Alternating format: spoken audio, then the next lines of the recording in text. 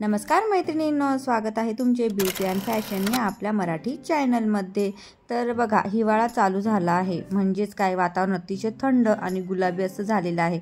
पण हे थंड किंवा गुलाबी वातावरण आपल्या त्वचेसाठी खूप हार्श किंवा ड्राय असते, जी की आपल्या सेन्सिटिव्ह स्किनला अजूनच ड्राय डल बनवून टाकते। काहींची स्किन तर हे वातावरण अजिबात सहन करू शकत नाही। ह्या वातावरणामुळे त्यांची स्किन खूपच फुटते किंवा ड्राय होत असते। असे वाटते की त्या स्किनमध्ये अजिबात सॉफ्टनेस राहिलेला नाही। त्यामुळे तुम्हाला अशी एक होम रेमेडी सांगणार आहे ना, की ती रेमेडी जर तुम्ही तुमच्या त्वचेवर ट्राय करून बघितली ना, तर तुमची त्वचा अगदी कापसासारखी मऊ होणार आहे।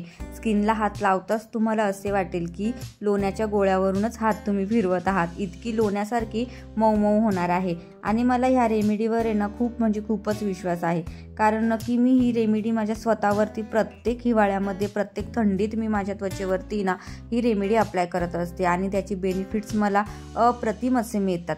त्यामुळे तुम्हाला पण मी ही रेमेडी नक्की ट्राय करा असेच सांगेल, आणि मला कमेंट्स करून पण तुम्ही नक्की सांगाल की ह्या रेमेडीचा खरंच तुम्हाला फायदा झालेला आहे। याची गॅरंटी मी घेते, 100% ही रेमेडी अगदी यूजफुल अशी ठरणार आहे। तर चला, या रेमेडीसाठी काय काय साहित्य लागणार आहे ना ते बघूया आधी। तर या रेमेडीसाठी काही नाही, फक्त एक व्हॅसलीन लागणार आहे।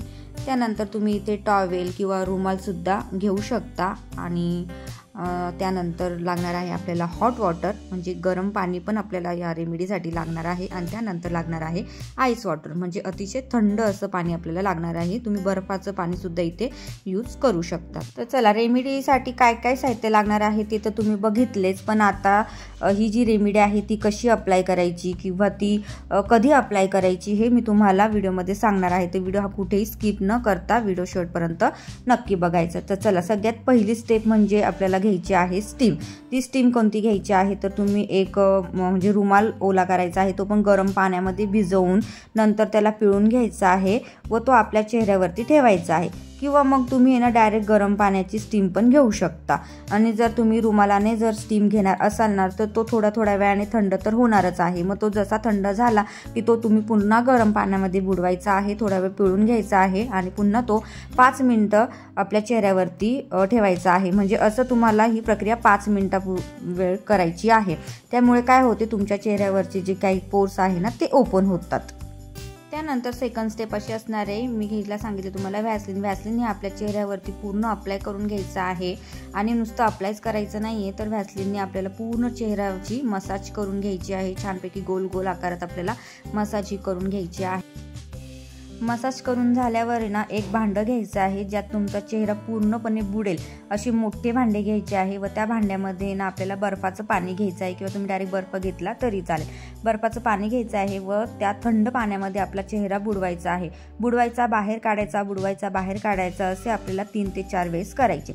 म्हणजेच काय, तर थंड पाण्याचा चेहऱ्याचा आपल्याला शेक घ्यायचा आहे। त्यानंतर रुमालाने किंवा टॉवेलने चेहऱ्यावरचे पाणी ना हलक्या हाताने पुसून घ्यायचे आहे। अगदी आपल्याला डॅब करत आपला चेहरा पुसायचा आहे, एकदम असा रगडून आपला चेहरा पुसायचा नाही। आणि त्यानंतर झोपून जायचे आहे, कारण हा उपाय तुम्हाला रात्री झोपण्यापूर्वीच करायचा आहे। आणि नंतर सकाळी तुमचा चेहरा अगदी मऊ कापसासारखा जाणवेल।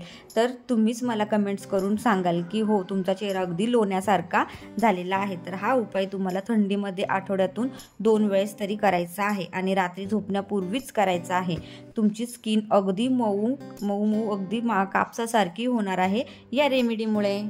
स्किनवरचा जो काही डलपणा आहे ना तो निघून जाणार आहे, शिवाय तुमची स्किन ही अगदी टाईट होण्यास सुद्धा मदत होणार आहे। तर ही रेमेडी नक्की ट्राय करून बघा, हा उपाय नक्की ट्राय करून बघा। अगदी साधा, सोपा आणि घरगुती उपाय आहे। सो तो उपाय केल्यानंतर जर तुम्हाला खरंच इफेक्ट जाणवला तर मला कमेंट्स करायला विसरू नका, आणि जास्तीत जास्त तुमच्या मैत्रिणींपर्यंत हा व्हिडिओ शेअर करायला विसरू नका।